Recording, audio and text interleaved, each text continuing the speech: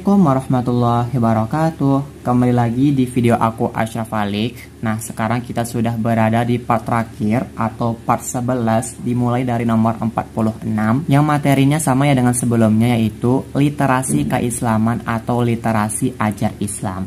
Nah, di sini ada cerita. Seperti biasa kita lihat dulu ya yang paling ujungnya, pasti itu ada perintah soalnya. Ini dia. Dalam Islam, berbuat baik kepada kedua orang tua disebut apakah A.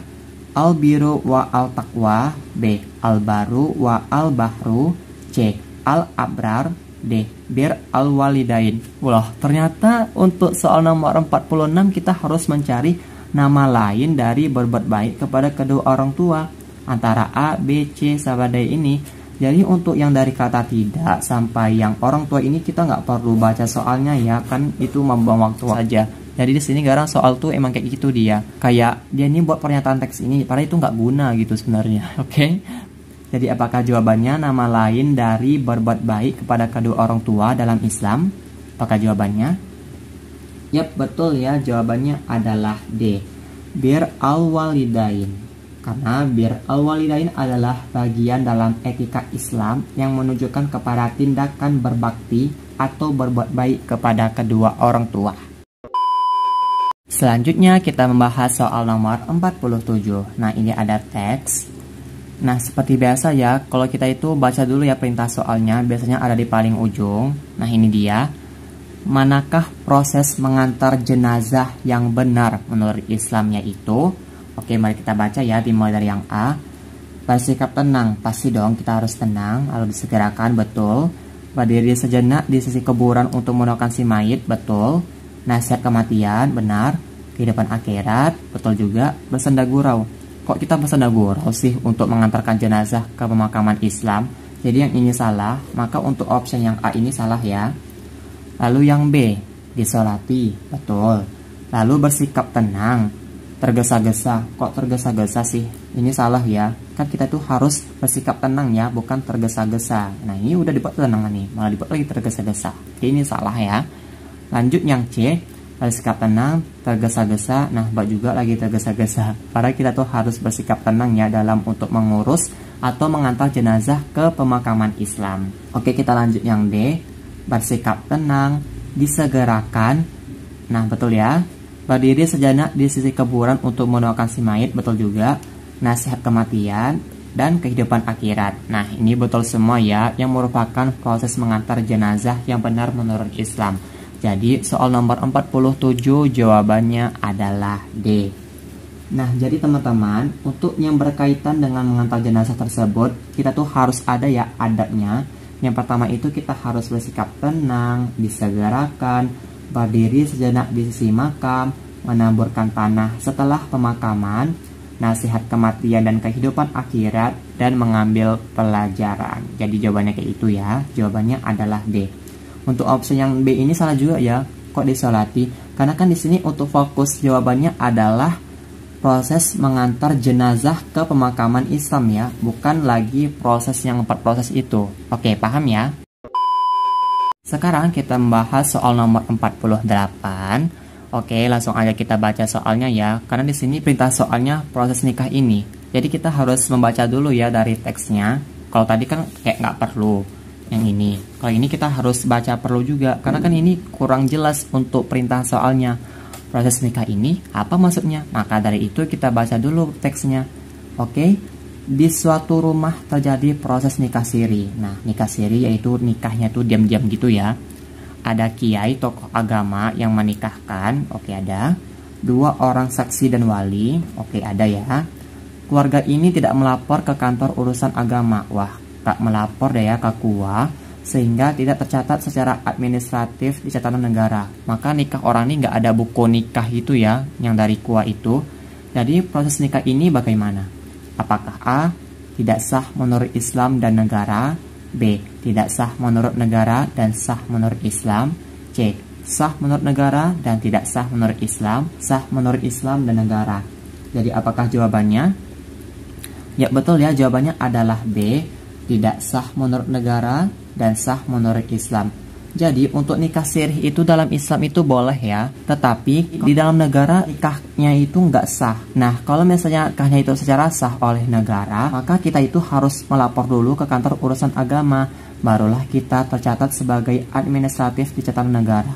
Jadi untuk soal nomor 48, proses nikah ini yaitu tidak sah menurut negara karena dia tidak melapor ke KUA dan tidak tercatat secara administratif di catatan negara, dan sah menurut Islam.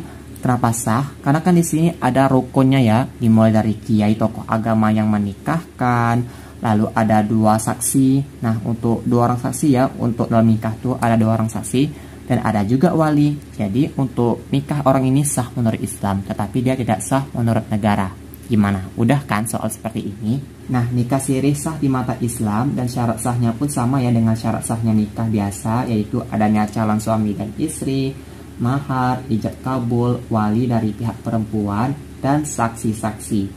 Jumhur berpendapat bahwa adanya izin orang tua atau wali merupakan salah satu syarat sahnya akad nikah. Sedangkan di mata negara, nikah siri ini tidak sah ya, karena tidak sesuai dengan peraturan Undang-Undang Nomor 1 Tahun 1974 tentang perkawinan, tertulis pada bab 1 Dasar Perkawinan pasal 2 ayat 2 yang berbunyi tiap-tiap perkawinan dicatat menurut peraturan perundang-undangan yang berlaku. Oke, jadi jawaban nomor 48 adalah B. Gimana teman-teman, apakah masih semangat belajarnya? Harus dong, sekarang kita sudah berada di nomor 49. Mari kita baca ya soalnya.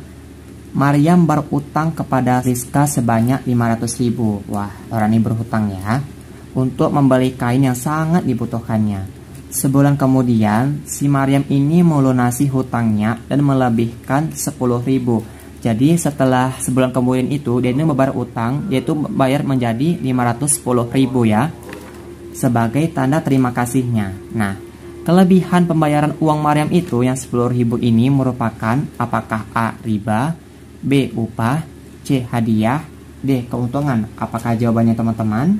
Maaf ya teman-teman, di sini lagi ada suara masjid, tapi nggak apa ya kalau misalnya suara saya kurang jelas, apalagi di sini sudah ngaji untuk salat Jumat, oke? Jadi apakah jawaban yang paling tepat? Ya betul ya, jawabannya adalah C, hadiah. Karena di sini kan si Maryam ini dia memberikan uang 10.000 sebagai tanda terima kasihnya setelah sebulan kemudian. Oke, kita mulai cocokkan lah ya untuk yang dari A, riba. Kenapa jawabannya nggak riba? Kalau misalnya si Maryam ini berhutang kepada Rizka, misal gini, kau kalau berhutang sama aku Maryam, kamu harus membayar 10.000 ya. Jadi kau harus membayar sama aku itu 510.000. Kan di sini orang ini tidak ada pembicaranya di awal. Kalau misalnya orang ini pembicaranya ada di awal, barulah namanya riba, oke? Jadi jawaban yang A ini salah. Lalu yang B, upah. Upah ini salah ya. Nah kalau misalnya upah artinya yaitu kita ini lagi bekerja di sini, barulah kita mendapatkan uang.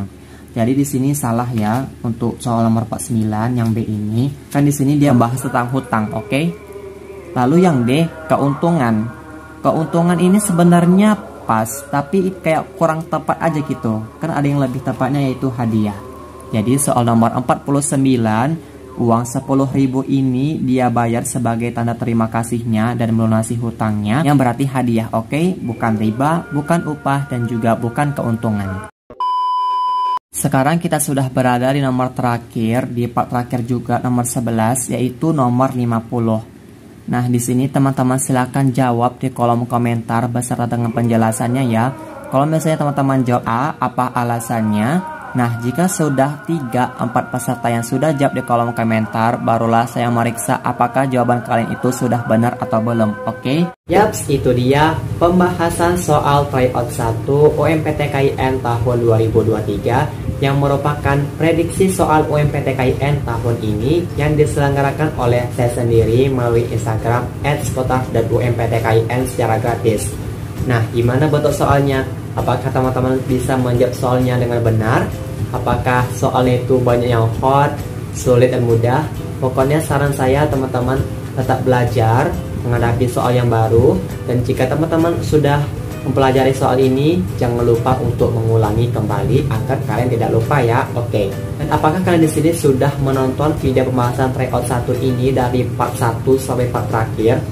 Kalau iya, emang sih kalian tuh emang benar-benar ingin lolos UMPTKN 2023. Buat kalian belum tonton ya, misal kalian belum tonton di part 6 tentang materi literasi membaca contohnya, harus kalian tonton sekarang juga ya, jangan sampai kalian lupa. Lagi di sini ujian UMPTKIN dimulai beberapa hari lagi ya, akan dimulai ini tanggal 29 Mei 2023, makin dekat. Pokoknya kalian harus belajar dengan sungguh-sungguh dan semoga kalian lolos UMPTKIN 2023 di PTKIN Prodi yang kalian impikan. Amin. Baiklah, saya akhiri video kali ini. Ada pertanyaan silahkan komentar di bawah. Dan jangan lupa share video ini ke medsos yang teman-teman punya. Sampai jumpa di video aku selanjutnya. Wassalamualaikum warahmatullahi wabarakatuh. Bye-bye.